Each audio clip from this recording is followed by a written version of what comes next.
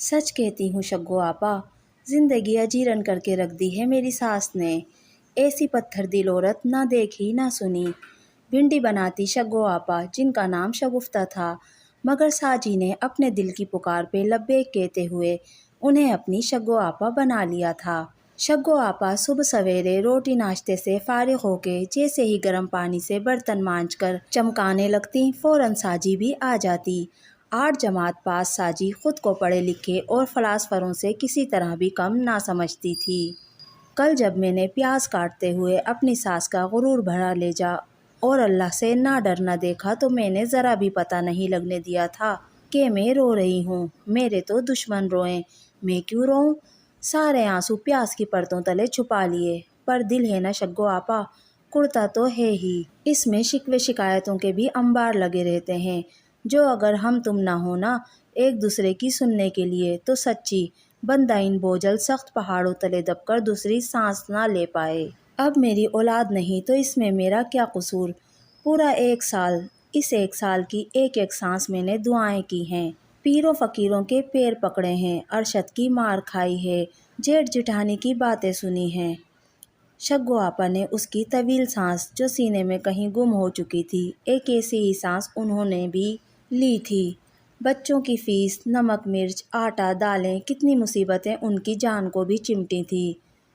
ایک روز صبح ہی صبح جانے کیسے گھر کے کام کاج نپٹا وہ ان کی طرف چلی آئی اور پھر یہ معمول ہی بنا لیا۔ ان کے پاس بہت وقت ہوا کرتا تھا جسے ایسے ہی استعمال میں لایا جاتا تھا۔ سجواری بوا، تمہارے ٹوٹکے نے تو خوب کام دکھایا۔ بھائی جیسے ہی ارشد کے لیے دودھ گرم کیا، اس میں دم کی ہوئی چھوٹی پیاز کاٹ کے ڈالی، الائچیاں بھی ڈھیر ساری ڈالیں، مگر وہ بندہ پیاز کی بو بھانپ گیا۔ اور پھر جو میرے ساتھ اس نے سلوک کیا، سارے گھر نے سنا ہے۔ بوا یہ کیسا مشورہ اٹھائے پھرتی ہو؟ ساجی کو سجواری بوا پر بھی بہت بھروسہ تھا۔ گائے کا دودھ، گائے بھی وہ جس نے بچھڑا دیا ہو، اکسیر نسخہ ہے۔ 100 روپے دے مجھے، میں ڈھونڈ ڈانڈ لا دوں تجھے، تو میری پوتیوں بیٹیوں جیسی ہے، تیرے لیے اتنا بھی نہ ہو سکے گا کیا؟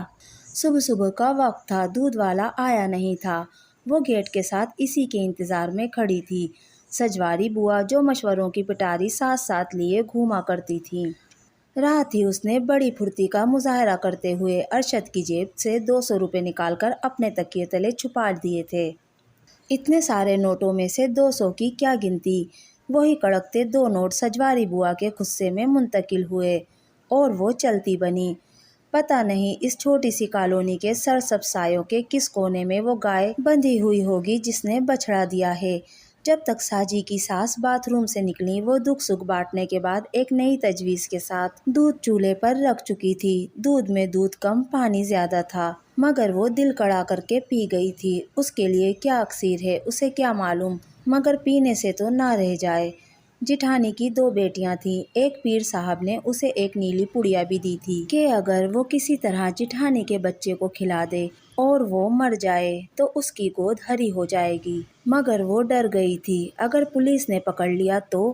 پولیس کے ڈر اور کچھ اپنی بزدلی نے اسے یہ قدم اٹھانے سے روک دیا اور وہ راستے میں ہی پڑیا کھول کر پھینک آئی۔ ارشد کے پاؤں کے تلوے پر سرخ مارکر سے ایک لفظ لکھنا تھا، مگر وہاں تو بات کرنا ہی مصیبت ہو گیا تھا۔ وہ اولاد شاید چاہتا ہی نہیں تھا، صرف بات بے بات ساجی کو سناتا رہتا۔ وہ زندگی سے ہار جاتی، پھر ہار نہ مانتے ہوئے دوبارہ سر پر دوڑنے لگتی۔ ماں باپ کا سایہ سر پر تھا نہیں، چچا نے جیسے تیسے کھلا پلا کر سنبھال کر سگی پھوپھی کے بیٹے سے نکاح پڑھوا دیا، اور پھر 20 سال کی ساجی کے اولاد ہی نہ ہو سکی۔ فرح کے بچے بہت پیارے تھے، پیاری پیاری باتیں کرتے تھے، وہ ان کے فیڈر بنایا کرتی، کبھی کبھار چھپ کر چوم بھی لیتی۔ فرح شوہر کی لاڈلی تھی اور اس کا شوہر اس پر صرف شک کیا کرتا تھا، ہر شے چھان پھٹک کر اس کے ہاتھ سے لیتا۔ گھر کے کام میں وہ بہت اچھی تھی، جلدی کام سے فارغ ہو کر لوگوں کے دکھ سکھ بانٹنے بھی نکل جایا کرتی۔ آپ کو مجھ سے محبت نہیں ہے ارشد؟ نہ میں بہت حسین ہوں، نہ بھرے پورے کھاتے پیتے میکے والی ہوں، اور سب سے بڑھ کر میری تو کوئی اولاد بھی نہ ہو سکی۔ اس کے آنسو گالوں پر بکھر چکے تھے۔ ایسا بالکل نہیں ہے ساجو، ایسے نہ سوچا کرو، محبت تو تھی۔ یہ آپ جناب والے الفاظ اسے ارشد نے ہی سکھائے تھے۔ شاید شروع میں تو وہ تم ہی کہا کرتی تھی، اسے تم سے اپنائیت کا زیادہ اظہار محسوس ہوا کرتا تھا۔ مگر ارشد نے بری طرح ٹوک دیا، ایسے نہیں ایسے، میں بچی تو نہیں ہوں۔ تم ابھی بچی ہی ہو ساجدہ اختر، تمہارا معصوم سا ذہن ابھی ان نزاکتوں کو سمجھ نہیں پا رہا۔ آہستہ آہستہ وہ بہت کچھ سیکھ گئی تھی، گھر کے کاموں سے اپنے لیے وقت چرانا، پیسے اڑن چھو کرنا اور طرح طرح کے ٹوٹکے مشورے آزمانا۔ اس کا دل ہر وقت آنسوؤں سے بھرا رہتا تھا۔ ساس روایتی ساسوں سے بھی بڑھ کر تھیں، ہر وقت کڑی نگاہ رکھتیں، اسے بہت ساری ہمدردی کی ضرورت تھی، جو باہر سے ہی جھوٹی سچی حاصل ہو جایا کرتی۔ فرح برتن دھونے کے بعد کچن اچھی طرح صاف کر کے اپنے کمرے میں چلی گئی تھی۔ وہ اسے مغرور لگا کرتی تھی، یہ غرور تو اس پر جچتا ہے، میں کیسا غرور کر سکتی ہوں بھلا؟ کاش میں بھی ایسا غرور کر سکوں۔ برآمدے کے ٹھنڈے ستون سے لگی ساجی کی سیاہ آنکھوں میں انتظار بھرا رہتا تھا۔ شگو آپا کے ہاں بھی وہ کم کم جانے لگی، پتہ نہیں ان کا میاں اس کا اتنا ایکس رے کس خوشی میں کیا کرتا تھا۔ سر سے لے کر پاؤں تک اس کی گدلی آنکھیں چپک سی جاتی تھیں۔ شگو آپا کی حالت بھی اس وقت عجیب ہو جاتی تھی۔ ارشد نے اسے کئی بار کہا تھا کہ وہ گھر سے کم نکلا کرے، لوگوں کو اپنے اس مسئلے سے آگاہ رکھنا، ہر خبر بتانا غیر ضروری ہے۔ ساس نے کتنی دفعہ ارشد کو شکایت لگائی تھی، ایک آدھ مرتبہ بند کمرے میں اسے خوب لتاڑا بھی گیا تھا، مگر ساجی اپنے دل کا کیا کرتی، جو نگہت خالہ، معصومہ آپا، شگو آپا اور سجواری بوا وغیرہ وغیرہ کی سنتا تھا۔ اتنی خاموش کیوں بیٹھی ہو ساجدہ؟ بس ایسے ہی، فرح جو کبھی کبھار ہی اس سے بات کرتی تھی پوچھ رہی تھی۔ ساس اپنے کمرے میں غروب ہو گئی تھی۔ فرح اب کوئی چینل دیکھنے میں مصروف تھی کہ سجواری بوا چلی آئی تھیں۔ ساس صاحبہ کو ان بی جمالو قسم کی بڑھیا سے شدید چڑ تھی، ان کا تو کام ہی یہی ہے لگائی بجھائی کرنا، بلکہ بجھانا تو انہوں نے کیا ہی نہیں، جلانا ہی جلانا ہے۔ اسے زیادہ لفٹ نہ کروایا کرو، ورنہ یہ بڑھیا کوئی نہ کوئی گل کھلا کر رہے گی۔ یہ عمر ہو گئی مگر سازشوں فیصلوں سے باز نہیں آئی یہ عورت۔ ساس کی بات کو سخت اہمیت حاصل تھی، مگر سجواری بوا اس کی مہمان تھیں، تو وہی جلدی سے چائے بنا کر لے آئی تھی۔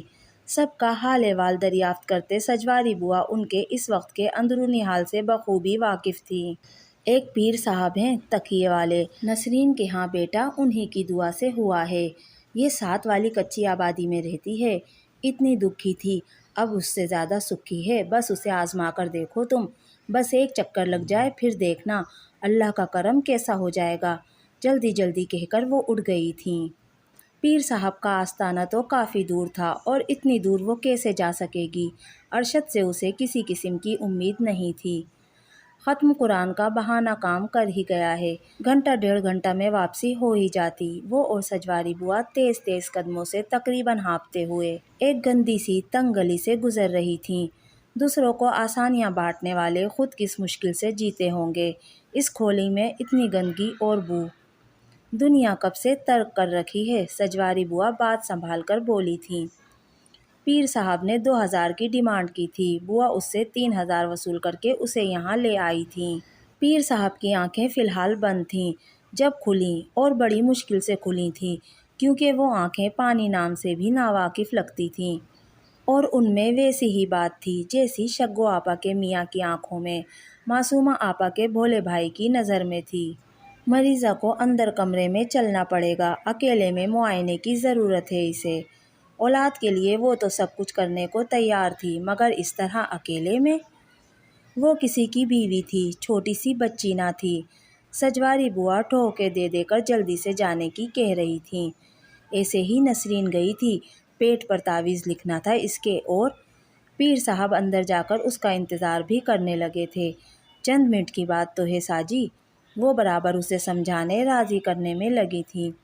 بوا اٹھو یہاں سے، اگر تم نہیں اٹھ رہی تو میں جا رہی ہوں۔ 8 جماعتیں، وہ اسکول کے 8 سال کام آ گئے تھے۔ وہ سمجھ گئی تھی سجواری بوا کی چالاکی، ان کا رنگ اڑ چکا تھا اور قدم انتہائی تیز ہو چکے تھے۔ جلدی جلدی کام نپٹا لو لڑکیوں، چھت کی صفائی بھی کرنی ہے، اور سن چھوٹی، اگر جو وہ آئے نا سبز قدم، تو کہہ دینا کہ میں گھر پر نہیں ہوں، دماغ چاٹ لیا ہے منحوس نے، पता नहीं इसका शोहर उसे रोकता भी नहीं। खबरदार जो आज दरवाज़ा खोला तो। शग्गो आपा, मैं आई हूँ, बैठ जाऊँ? छोटी उसकी नकल उतार रही थी। गेट के साथ खड़ी वो सारी गुफ्तगू सुन चुकी थी। लोग, उसके आंसू उसके गालों पर बिखर कर अपने तकिए पर गिर रहे थे बेमोल। असल मसला ही यही है हमारा। मखलूक से कहते फिरते हैं, दूसरों के दरवाज़ों पर दस्तक देते हैं, मगर उस खालिक से अपना मसला बयान नहीं करते। मखलूक से कहने वाला ज़िल्लत पाता है और खालिक से कहने वाला इज़्ज़त। मौलाना साहब की आवाज़ उसके कानों में अक्सर गूंजा करती थी।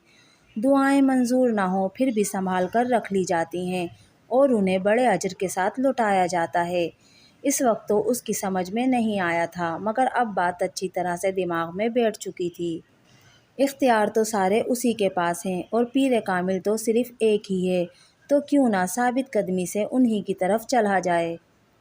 सलीके से सर पर दुपट्टा ओढ़े वो नमाज़ पढ़ने में मशगूल थी जब अरशद ने कमरे में कदम रखा था। साजदा, तुम तो बदल गई हो। वो हैरान हुआ। जो आपको अच्छा लगे वही तो करूँगी ना। वो भी मुस्कुरा दी। वो सजवारी बुआ आई हैं, तुम्हें पता है ना अम्मी उनसे कितना चिढ़ती हैं। फिर भी बाहर बिठा आया हूँ, बाहर नहीं निकलती हो क्या? नहीं, अब छोड़ दिया है। लें बुआ, आपकी चाय। वो संजीदा थी। सुन साजी, वो सरगोशी करने लगी थी। दफ़ा मार इस पीर को। उन्होंने नए जाल से पुराना शिकार करना चाहा, मगर वो हाथ से निकल चुकी थी। बुआ, मैंने अरशद के लिए खाना गरम करना है। वो चुपचाप चली गई थी। शग्गो आपा की छोटी बेटी उसके सामने खड़ी थी। बदतमीज़ी का कहीं नामो निशान भी न था। साजदा आंटी, अम्मी कहती हैं थोड़ी मिर्चें हों तो दे दें। इज़्ज़त वही पाते हैं जो अपने घर में रहें और सारे मामलात अल्लाह के सुपुर्द कर दें। साजी अब साजदा अरशद बन चुकी थी, वही जो उसे बहुत पहले बन जाना चाहिए था। दोस्तों, ये था अफसाना साजी की कहानी। इस अफसाने की कलमकार हैं शाज़िया अल्ताफ़ हाशमी। आपको मेरी आज की नई वीडियो कैसी लगी मुझे कमेंट करके ज़रूर बताइएगा। अगर वीडियो पसंद आई तो प्लीज़ मेरे चैनल को सब्सक्राइब कीजिए, मेरी वीडियो को लाइक और शेयर कीजिए। मिलते हैं अगली वीडियो में, तब तक के लिए अल्लाह हाफिज़।